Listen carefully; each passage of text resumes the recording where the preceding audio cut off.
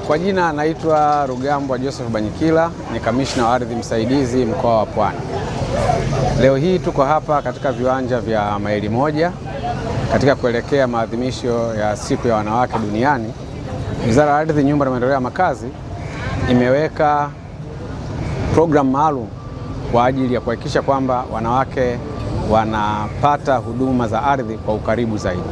Kwa hiyo siku hii kuanzia leo tarehe 2 mpaka tarehe 7 tutakuwa na hii clinic ambayo inaitwa Samia Ardhi Clinic kwa ajili ya kutoa huduma kwa ajili ya wanawake na wasichana wote nchini.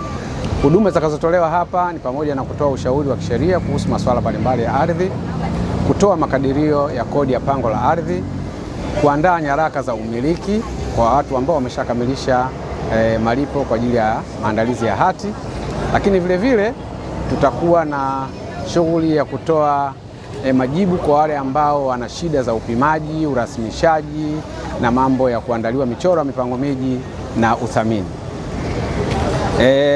Jambo lingine, tutakuwa tunatoa hati ambazo zimekamilika kwa wananchi ambao hati zao zimekwisha kamilika, tutakuwa tunazigawa hapa katika kliniki hii.